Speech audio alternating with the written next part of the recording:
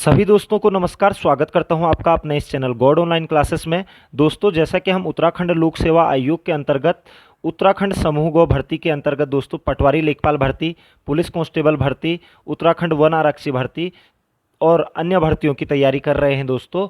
और उसके लिए मैं लगातार आप लोगों के सामने दोस्तों वीडियो सेशन लेकर के आता रहता हूं।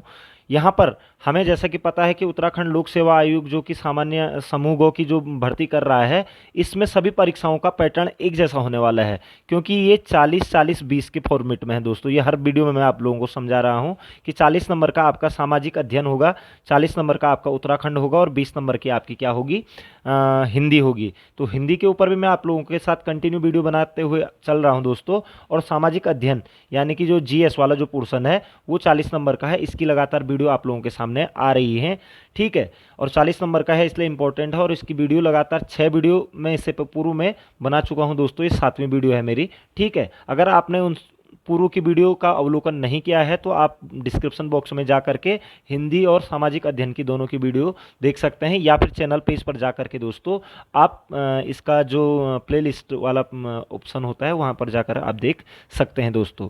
तो आज की इस वीडियो में आगे बढ़ने से पूर्व दोस्तों, सामाजिक अध्ययन के अंतर्गत आप लोगों से एक छोटा सा अनुरोध रहेगा दोस्तों कि अगर आपने अभी तक चैनल को सब्सक्राइब नहीं किया है तो आप चैनल को जरूर सब्सक्राइब कर लीजिएगा, ताकि मुझे आप लोगों को और अच्छे अच्छे क्वेश्चन बनाने में मदद मिल सके और मुझे एक प्रेरणा मिल सके दोस्तों। तो बढ़ते हैं आज के पहले क्वेश्चन की ओर दोस्तों। पहला क्वेश्चन जैसा कि हम देख पा रहे हैं कि निम्नलिखित में से किसने दिल्ली में खगोलीय वेधशाला, जिसे जंतर मंतर कहते हैं, ठीक है, बनवाई थी। तो दिल्ली का जो जंतर मंतर था वो किसने बनवाया था दोस्तों, ये क्वेश्चन है। ऑप्शन है अकबर ने, शाहजहां ने, सूरजमल ने या जयसिंह सेकंड ने। तो याद रखना दोस्तों, राजस्थान के जो राजा जयसिंह सेकंड थे, इन्होंने दिल्ली में भी जंतर मंतर बनाया था और जयपुर में भी जंतर मंतर बनाया था दोस्तों। तो याद रखेंगे, दिल्ली में जंतर मंतर किसने बनाया है, जय सिंह सेकंड ने दोस्तों, ठीक है। नेक्स्ट क्वेश्चन पे बढ़ेंगे दोस्तों। वांडीवास के युद्ध 1760 में अंग्रेजों का नेतृत्व किसने किया था। सबसे पहली बात तो क्वेश्चन एक यहीं पर बन जाता है दोस्तों कि वांडीवॉस का युद्ध कब हुआ था। तो आप याद रखेंगे 1760 ईस्वी में दोस्तों। और वांडीवॉस का युद्ध किन दो देशों के बीच हुआ था, तो आप कहेंगे दोस्तों इंग्लैंड और फ्रांस के बीच में हुआ था। वांडीवॉस का युद्ध किसके बीच में हुआ था, इंग्लैंड और फ्रांस के बीच में, यानी कि इंग्लैंड ने फ्रांस को, या अंग्रेजों ने फ्रांस को वॉश कर दिया था दोस्तों यहाँ से, ठीक है, भारत से। तो वांडीवॉस का युद्ध 1760 ईस्वी में हुआ था अंग्रेजों और फ्रांस के बीच में, ठीक है। तो अंग्रेजों का नेतृत्व किसने किया था इसमें, तो यहाँ पर ऑप्शन है sir Eyre Coote, Thomas Smith, Thomas Roe या इनमें से कोई नहीं। तो याद रखिएगा, अंग्रेजों का जो नेतृत्व किया था इस युद्ध में, वांडीवॉस के युद्ध में दोस्तों, वो सर आयरकूट ने किया था, याद रखेंगे, ठीक है। नेक्स्ट क्वेश्चन पे बढ़ते हैं दोस्तों। भारत का बादशाह उस समय कौन था जब ब्रिटेन की ईस्ट इंडिया कंपनी की स्थापना हुई थी। आपको पता होना चाहिए 1600 ईस्वी में लगभग ईस्ट इंडिया कंपनी की स्थापना की गई थी इंग्लैंड में दोस्तों, ठीक है। तो उस समय भारत का बादशाह कौन था, यहाँ पर ऑप्शन है औरंगजेब, जहांगीर, अकबर या हुमायूं। तो याद रखेंगे दोस्तों, ये क्वेश्चन कई बार पूछ लिया जाता है। अकबर उस समय भारत का बादशाह था, क्योंकि अकबर की जो मृत्यु हुई है वो 1605 ईस्वी में हुई है। और उसके बाद तब जहांगीर का शासनकाल में अंग्रेज पहली बार यहाँ भारत में आए थे। हॉकिंस हो गया, सर टॉमस रो हो गया, ठीक है, ये जहांगीर के काल में भारत आए थे। तो अकबर उस समय जब ब्रिटेन में ईस्ट इंडिया कंपनी की स्थापना हुई, उस समय अकबर भारत का बादशाह था दोस्तों, ठीक है। नेक्स्ट क्वेश्चन पे चलेंगे दोस्तों। जो चित्रकला के शत्रु हैं मैं उनका शत्रु हूं, किस मुगल शासन ने कहा था, ठीक है। तो किस मुगल शासक ने चित्रकला के शत्रु को अपना शत्रु माना था, यहाँ पर ऑप्शन है अकबर, जहांगीर, शाहजहां या औरंगजेब। तो याद रखना दोस्तों, जो चित्रकला की पराकाष्ठा थी, यानी कि चित्रकला को सबसे ज़्यादा प्रोत्साहन देने वाला जो राजा था वो था जहांगीर। और उन्होंने ही एक बात कही थी कि जो चित्रकला के शत्रु हैं मैं उनका शत्रु हूं दोस्तों, ठीक है। तो आपको जैसे पता है, साहित्य का स्वर्ण युग अकबर के टाइम को कहा जाता है, चित्रकला का स्वर्ण युग जहांगीर के टाइम को कहा जाता है, वास्तु स्थापत्य कला का टाइम किसे कहा जाता है, शाहजहां के काल को कहा जाता है दोस्तों। तो याद रखना, चित्रकला के शत्रु को जहांगीर ने अपना शत्रु भी बोला था दोस्तों, याद रखेंगे। नेक्स्ट क्वेश्चन पे चलेंगे दोस्तों। भारतीय संविधान की कौन सी विशेष व्यवस्था इंग्लैंड से ली गई, ठीक है। तो इंग्लैंड से कौन सी व्यवस्था ली गई है भारतीय संविधान में, यहाँ पर ऑप्शन है संसदीय प्रणाली, संघीय प्रणाली, मूल अधिकार या सर्वोच्च न्यायालय, ठीक है। तो यहाँ पर जैसा कि देख पा रहे हैं दोस्तों, संसदीय प्रणाली, जो सदन है संसद में, ठीक है, तो संसदीय प्रणाली को इंग्लैंड के संविधान से लिया गया है दोस्तों, याद रखेंगे। बाकी जो संघीय प्रणाली है दोस्तों, संघीय प्रणाली कनाडा की है, ठीक है, आपको पता याद होना चाहिए। मूल अधिकार यूएसए से लिए गए हैं दोस्तों, और सर्वोच्च न्यायपालिका भी यूएसए से ली गई है दोस्तों, ठीक है। तो याद रखेंगे कि जो संसदीय प्रणाली है वो इंग्लैंड के संविधान से भारतीय संविधान में लाई गई है दोस्तों। नेक्स्ट क्वेश्चन पे चलेंगे दोस्तों। भारतीय संविधान का सबसे बड़ा एकाकी स्रोत है, यानी कि सबसे ज़्यादा चीज़ें भारतीय संविधान में कहाँ से ली गई हैं? तो यहाँ पर ऑप्शन है ब्रिटिश शासन से, यूएसए का बिल ऑफ राइट से, गवर्नमेंट ऑफ इंडिया एक्ट 1919 से, या गवर्नमेंट ऑफ इंडिया एक्ट 1935 से। तो याद रखेंगे दोस्तों, गवर्नमेंट ऑफ इंडिया एक्ट 1935 की लगभग सभी चीज़ें ली गई हैं भारतीय संविधान में, याद रखेंगे। गवर्नमेंट ऑफ इंडिया एक्ट 1935 से लिया गया है सबसे ज़्यादा स्रोत दोस्तों। नेक्स्ट क्वेश्चन पे बढ़ते हैं दोस्तों। भारतीय संविधान में समवर्ती सूची की अवधारणा ली है। समवर्ती सूची क्या होती है दोस्तों? वे सूची जिस पर केंद्र सरकार भी कानून बना सकती है और राज्य सरकार भी कानून बना सकती है दोस्तों, ठीक है। तो समवर्ती सूची, तो समवर्ती सूची की अवधारणा कहाँ से ली गई है? भारतीय जो अनुसूचियां हैं दोस्तों, आपको पता होना चाहिए 12 अनुसूचियां हैं, उसमें 7वीं अनुसूची में समवर्ती सूची की बात की गई है दोस्तों, ठीक है। 7वीं अनुसूची में समवर्ती सूची की बात की गई है। तो ये समवर्ती सूची किस देश के संविधान से लिया गया है? तो यहाँ पर ऑप्शन है कनाडा, ऑस्ट्रेलिया, यूएसए या ब्रिटेन। तो याद रखेंगे दोस्तों, समवर्ती सूची ऑस्ट्रेलिया के संविधान से ली गई है दोस्तों, ठीक है। नेक्स्ट क्वेश्चन पे चलेंगे। भारत के संविधान में भारत को माना गया है, तो भारतीय संविधान में भारत को क्या माना गया है? एक अर्धसंघ, स्वतंत्र राज्यों का एक संघ, राज्यों का एक यूनियन, इनमें से कोई नहीं, ठीक है ना। तो राज्यों का एक यूनियन क्या माना गया है भारत को? राज्यों का एक यूनियन, यानी कि भारत 28 राज्य और 8 केंद्र शासित प्रदेशों का संघ होगा, यूनियन को संघ कहते हैं, ठीक है। राज्यों का एक यूनियन माना गया है भारत को भारतीय संविधान के अंतर्गत दोस्तों, याद रखेंगे। इंपॉर्टेंट क्वेश्चन है, बहुत बार पूछ लिया जाता है दोस्तों। नेक्स्ट क्वेश्चन पे चलेंगे दोस्तों। भारतीय राजनीतिक व्यवस्था में इनमें से कौन सर्वोच्च है? तो राजनीतिक व्यवस्था में सबसे सर्वोच्च कौन सा है? यहाँ पर ऑप्शन है सर्वोच्च न्यायालय, संविधान, संसद, धर्म। तो याद रखेंगे दोस्तों, राजनीतिक व्यवस्था में भारत का सर्वोच्च है भारत का संविधान। भारत के संविधान से ऊपर कुछ भी नहीं है, ठीक है। इसलिए हमें संविधान का पालन करना हमारा मौलिक कर्तव्य हो जाता है दोस्तों, ठीक है। तो भारत की राजनीतिक व्यवस्था में सर्वोच्च है आपका संविधान, ठीक है। नेक्स्ट क्वेश्चन पे चलेंगे दोस्तों। उत्तरी ध्रुव की खोज किसने की थी? तो उत्तरी ध्रुव, आपको पता है उत्तरी ध्रुव और दक्षिण ध्रुव 2 ध्रुव हैं, तो उत्तरी ध्रुव की खोज किसने की थी? यहाँ पर ऑप्शन है रॉबर्ट पियरी, एमंडसेन, तस्मान या जॉन केबाट। तो याद रखेंगे दोस्तों, रॉबर्ट पियरी ने 1909 ईस्वी में उत्तरी ध्रुव की खोज की थी, जबकि दक्षिण ध्रुव की खोज किसने की थी? एमंडसेन ने दक्षिण ध्रुव की खोज, याद रखना दोस्तों, 1911 में दोस्तों, ठीक है। तो याद रखेंगे, रॉबर्ट पियरी ने उत्तरी ध्रुव की खोज की थी और दक्षिण ध्रुव की खोज एमंडसेन ने की थी। ग्रुप सी के लिहाज से बहुत इंपॉर्टेंट क्वेश्चन है दोस्तों। नेक्स्ट क्वेश्चन पे चलेंगे। पृथ्वी की आंतरिक संरचना की विश्वसनीय जानकारी प्राप्त करने का सबसे प्रमुख स्रोत है, यानी कि पृथ्वी की आंतरिक संरचना की जानकारी प्राप्त करने का सबसे अच्छा स्रोत क्या है? ऑप्शन है भूकंप विज्ञान, तापमान, ज्वालामुखी या दबाव एवं घनत्व। तो याद रखेंगे दोस्तों, भूकंप विज्ञान सबसे ज़्यादा विश्वसनीय है पृथ्वी के आंतरिक संरचना के बारे में जानकारी प्राप्त करने का दोस्तों, ठीक है। नेक्स्ट क्वेश्चन पे चलेंगे। अधिकेंद्र यानी कि एपिसेंटर भूकंप का एक बिंदु है जो संबंधित है। तो भूकंप में एक शब्द आता है अधिकेंद्र, जिसे कि एपिसेंटर कहते हैं। तो एपिसेंटर क्या होता है दोस्तों? तो क्या होता है? ऑप्शन है ए है पृथ्वी के अंदर भूकंप के उद्गम स्थान से, भूकंप उद्गम केंद्र के ऊपर भूपृष्ठीय बिंदु से, वह स्थान जहां भूकंप का अनुभव किया जाता है, भूपृष्ठ का वह बिंदु जहां पहला झटका अनुभव किया जाता है। तो याद रखेंगे दोस्तों, भूकंप उद्गम केंद्र, ठीक है ना, भूकंप उद्गम केंद्र के ऊपर भूपृष्ठीय बिंदु से को ही अधिकेंद्र या फिर भूकंप एपिसेंटर कहते हैं दोस्तों।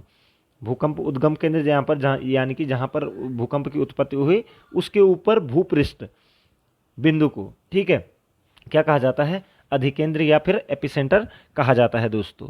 नेक्स्ट क्वेश्चन पे चलते हैं दोस्तों। नदी की विभिन्न शाखाओं के बीच स्थित त्रिभुजाकार निक्षेपात्मक आकृति को क्या कहा जाता है? ठीक है। तो त्रिभुजाकार निक्षेपात्मक आकृति को नदी की दो भुजाओं के बीच उसे क्या कहा जाता है? यहाँ पर ऑप्शन है दोस्तों जलोढ़ पंख, दूसरा है नदी विसर्प, प्राकृतिक तटबंध या डेल्टा। तो याद रखेंगे दोस्तों त्रिभुजाकार जो निक्षेपात्मक आकृति होती है नदी की विभिन्न शाखाओं के बीच उसे डेल्टा कहा जाता है दोस्तों। ठीक है, क्या कहा जाता है? डेल्टा कहा जाता है। सुंदरवन का डेल्टा नाम आपने सुना होगा दोस्तों। अगर वीडियो पसंद आ रही है दोस्तों तो आप जरूर लाइक और शेयर जरूर करेंगे दोस्तों। नेक्स्ट क्वेश्चन पे चलेंगे। समान वर्षा होने वाले क्षेत्र को जोड़ने वाली रेखा कही जाती है। तो समान वर्षा होने वाले क्षेत्र को जोड़ने वाली रेखा जो मानचित्र पे होती है उसे क्या कहते हैं? तो यहाँ पर है आइसोबार, आइसोहाइट, आइसोथर्म या आइसोहेलाइन। तो याद रखना दोस्तों आइसोहाइट वे लाइनें होती हैं जो समान वर्षा होने वाले क्षेत्रों को जोड़ती हैं मानचित्र में। तो आइसोहाइट से क्या पता लगता है? समान वर्षा होने वाले स्थानों के बारे में पता चलता है आपका मानचित्र में दोस्तों। नेक्स्ट क्वेश्चन पे चलेंगे दोस्तों। आइसोहेल रेखाओं द्वारा क्या प्रदर्शित किया जाता है?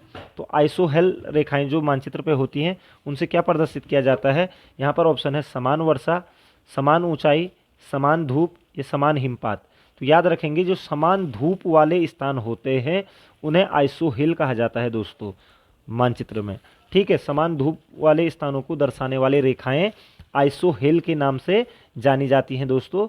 ये यहाँ से क्वेश्चन एक आप लोगों के सामने जरूर बनेगा दोस्तों, इस चीज़ को इसलिए माइंड में रख लीजिएगा। नेक्स्ट क्वेश्चन पे चलेंगे दोस्तों। निम्नलिखित में कौन सा युग्म सही सुमेलित नहीं है? तो कौन सा युग्म सुमेलित नहीं है? यहाँ पर ऑप्शन है सरदार सरोवर बांध नर्मदा नदी, बिल्कुल सही है दोस्तों। तिलैया बांध कोणार नदी, ये गलत है दोस्तों। ठीक है, गांधी सागर बांध चंबल नदी, ये भी बिल्कुल सही है।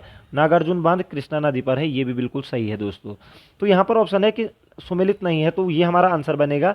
लेकिन याद रखिएगा दोस्तों तिलैया बांध भारत के प्राचीन बांधों में से एक है जो कि बराकर नदी पर स्थित है दोस्तों। बराकर नदी झारखंड में, ठीक है, बराकर नदी झारखंड में ये तिलैया बांध स्थित है दोस्तों, याद रखेंगे। ठीक है, तो यहाँ पर आपका ये आंसर बन जाएगा दोस्तों।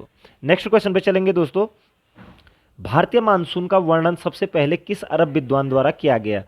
तो किस अरब विद्वान द्वारा सबसे पहले भारतीय मानसून का वर्णन किया गया? यहाँ पर ऑप्शन है अल बरूनी, अल मसूदी, अल अहमदी या इब्न खुर्दाद बेह। तो याद रखेंगे दोस्तों जो अरब विद्वान था उसका नाम था अल मसूदी। अल मसूदी ने 9वीं शताब्दी में भारतीय मानसून का वर्णन किया था, क्योंकि भारतीय मानसून क्या होता है सडनली, यानी कि एकदम से बारिश, एकदम से धूप, इस तरीके की थी। तो वो बहुत आश्चर्यचकित हुआ था और भारत के मानसून के बारे में उसने काफ़ी कुछ लिखा था। तो अल मसूदी ने भारतीय मानसून के बारे में सबसे पहले वर्णन किया था दोस्तों। नेक्स्ट क्वेश्चन पे चलेंगे दोस्तों। निम्नलिखित में से किस राज्य में दक्षिण पश्चिम मानसून से वर्षा नहीं होती है? तो दक्षिण पश्चिम मानसून से वर्षा नहीं, दक्षिण पश्चिम मानसून ये है दोस्तों। ठीक है, तो यहाँ आपका केरल है दोस्तों, ये आपका तमिलनाडु है। ठीक है, तो किस तट पर? यहाँ पर ऑप्शन है राजस्थान, तमिलनाडु, कर्नाटक, पंजाब। तो कर्नाटक यहाँ पर है दोस्तों आपका। ठीक है, और पंजाब और राजस्थान आपके ऊपर है, तो यहाँ से जब उठता है तो ये इस तरीके से यहाँ होती है बारिश। ठीक है, यानी कि तमिलनाडु में बारिश नहीं होगी। ठीक है, तमिलनाडु में बारिश नहीं होगी दक्षिण पश्चिम मानसून से, याद रखेंगे दोस्तों, इंपॉर्टेंट क्वेश्चन है। ठीक है, दक्षिण पश्चिम मानसून से तमिलनाडु में बारिश नहीं होगी। नेक्स्ट क्वेश्चन पे चलेंगे। प्रकाश वर्ष मात्रक है। ठीक है, तो प्रकाश वर्ष मात्रक यहाँ पर ऑप्शन है दूरी का, समय का, प्रकाश का या धारा का। तो याद रखेंगे दोस्तों बहुत इंपॉर्टेंट और नॉर्मल क्वेश्चन है। दूरी का मात्रक है प्रकाश वर्ष दोस्तों।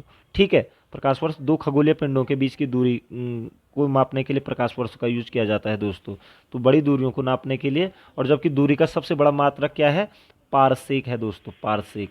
ठीक है, पारसेक, दूरी का सबसे बड़ा मात्रक पारसेक होता है, उसके बाद प्रकाश वर्ष होता है दोस्तों। तो दूरी का मात्रक है प्रकाश वर्ष। नेक्स्ट क्वेश्चन पे चलेंगे।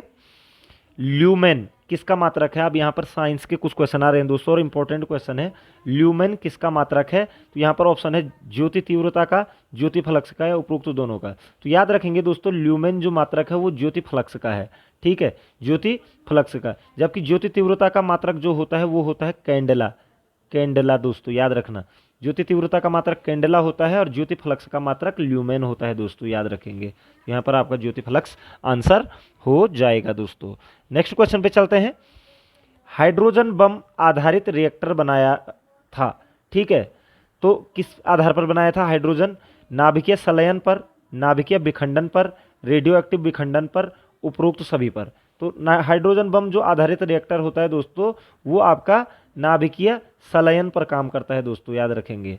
ठीक है, नाभिकीय संलयन पर काम करता है। एक भारी नाभिक दो हल्के नाभिकों में जब टूटता है तो उसे संलयन की प्रक्रिया कहते हैं। ठीक है, तो सॉरी, दो हल्के नाभिक एक नाभिक का निर्माण करते हैं, तो नाभिकीय संलयन। तो हाइड्रोजन बम संलयन पर काम करता है, जबकि परमाणु बम विखंडन पर काम करता है दोस्तों, याद रखना है कि यहाँ पर से क्वेश्चन बन जाते हैं। अगर परमाणु बम की बात पूछता है तो नाभिकीय विखंडन, और हाइड्रोजन बम की बात आती है तो नाभिकीय संलयन पर कार्य करते हैं ये। नेक्स्ट क्वेश्चन पे चलेंगे दोस्तों। ऐसे तत्व जिनमें धातु और अधातु के गुण पाए जाते हैं कहलाते हैं। तो वे तत्व कौन से हैं जिनमें धातु और अधातु के गुण पाए जाते हैं? यहाँ पर ऑप्शन है आदर्श धातु, उपधातु, मिश्र धातु या धातुमल। तो याद रखना दोस्तों, जिसमें धातु और अधातु के सारे गुण पाए जाते हैं उन्हें बोला जाता है उपधातु। ठीक है, उन्हें क्या बोला जाता है? उपधातु बोला जाता है दोस्तों। ठीक है, नेक्स्ट क्वेश्चन पे चलेंगे। कौन सी धातु विद्युत की कुचालक है? विद्युत की कुचालक का मतलब ये होता है दोस्तों कि जिसमें करंट पास नहीं होता है। ऑप्शन है यहाँ पर टिन, कॉपर, लेड और निकल। तो याद रखेंगे दोस्तों, लेड में विद्युत की कुचालक है दोस्तों, कि कुचालक कौन सी धातु विद्युत की कुचालक है? तो इसमें मतलब करंट प्रभावित नहीं होता है दोस्तों, तो विद्युत की कुचालक है लेड। बाकी निकेल हो गया, कॉपर हो गया, टिन हो गया, विद्युत के सुचालक होते हैं दोस्तों। ठीक है ना, तो लेड। नेक्स्ट क्वेश्चन पे चलेंगे। कंप्यूटर वायरस केवल एक प्रकार का सॉफ्टवेयर है जो मुख्यतः नष्ट करते हैं। तो कंप्यूटर से भी रिलेटेड एक दो क्वेश्चन आते हैं दोस्तों आपके पेपर में। तो कंप्यूटर वायरस एक प्रकार का सॉफ्टवेयर है जो मुख्यतः नष्ट करते हैं आंकड़ों को, उपकरणों को, प्रोग्रामों को या हार्डवेयर को। तो याद रखना दोस्तों, प्रोग्राम को नष्ट करता है कंप्यूटर वायरस दोस्तों। ठीक है, नेक्स्ट क्वेश्चन चलते हैं दोस्तों। ग्रीन पार्क स्टेडियम कहाँ स्थित है? ग्रीन पार्क स्टेडियम कहाँ स्थित है? यहाँ पर ऑप्शन है बेंगलोर, कानपुर, नागपुर या कटक। तो याद रखना, ग्रीन पार्क जो स्टेडियम है दोस्तों उत्तर प्रदेश के कानपुर में स्थित है और क्रिकेट के लिए ये प्रसिद्ध है। तो ग्रीन पार्क स्टेडियम कानपुर में स्थित है दोस्तों। नेक्स्ट क्वेश्चन पे चलेंगे दोस्तों। आधुनिक ओलंपिक खेल का प्रथम आयोजन कब हुआ था? तो ये इंपॉर्टेंट एक दो क्वेश्चन यहाँ से खेलों से भी रिलेटेड आपके सामने आ जाएंगे कि आधुनिक जो ओलंपिक खेल का जो प्रथम आयोजन कब हुआ था। तो ऑप्शन है 1886 में, 1896 में, 1906 में या 1916 में। तो ये चीज़ आपको पता ही है कि एथेंस में हुए थे आधुनिक ओलंपिक खेल, और 1896 ईस्वी में हुए थे पहली बार। और हर 4 साल में ओलंपिक खेलों का आयोजन किया जाता है दोस्तों। ठीक है ना। नेक्स्ट क्वेश्चन पे चलेंगे दोस्तों। पहले कॉमनवेल्थ गेम कहाँ हुए थे? यानी कि राष्ट्रमंडल जो खेल होते हैं दोस्तों, प्रथम बार कॉमनवेल्थ गेम कहाँ हुए थे? ठीक है, यहाँ पर है हैमिल्टन 1930, ऑस्ट्रेलिया 1934, भारत 1935 या पाकिस्तान 1940। तो याद रखेंगे, जो पहले जो कॉमनवेल्थ गेम जो हुए थे दोस्तों वो हैमिल्टन, कनाडा के हैमिल्टन में हुए थे दोस्तों 1930 ईस्वी में। ठीक है, बहुत बार पूछा जाता है हैमिल्टन 1930 में। ठीक है, नेक्स्ट क्वेश्चन पे चलेंगे दोस्तों। एशियाई खेलों का सर्वप्रथम आयोजन कब हुआ? अब एशियाई खेलों की अगर हम बात कर लें तो एशियाई खेलों का सर्वप्रथम आयोजन कब हुआ था? यहाँ पर ऑप्शन है 1951 में, 1955 ईस्वी में, 1960 ईस्वी में, 1965 ईस्वी में। तो एशियाई खेलों का जो प्रथम आयोजन हुआ था दोस्तों वो हुआ था आपका 1951 ईस्वी में, दिल्ली में हुआ था दोस्तों ये। ठीक है, भारत में।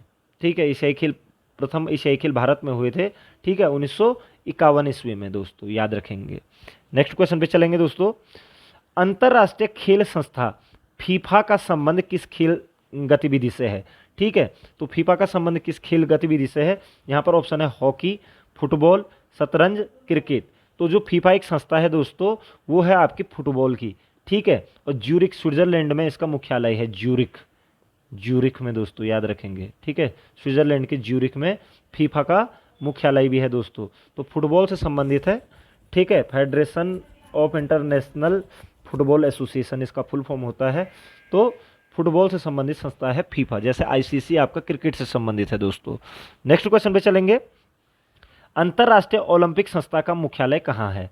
तो अंतर्राष्ट्रीय ओलंपिक संस्था का जो मुख्यालय है वो ऑप्शन है जेनेवा, लोसाने, बर्न या ओस्लो। तो याद रखेंगे दोस्तों, लोसाने ये भी आपका स्विट्जरलैंड में है।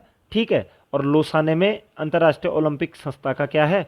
मुख्यालय है, जो कि ओलंपिक खेलों और पैरा ओलंपिक खेलों का आयोजन करते हैं दोस्तों।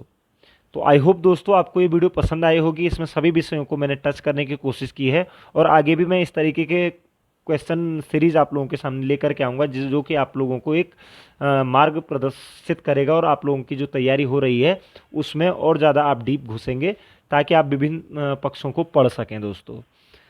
तो मिलते हैं अगली वीडियो में, तब तक आपके उज्जवल भविष्य की कामना करता हूं दोस्तों। जय हिंद, जय भारत, जय उत्तराखंड।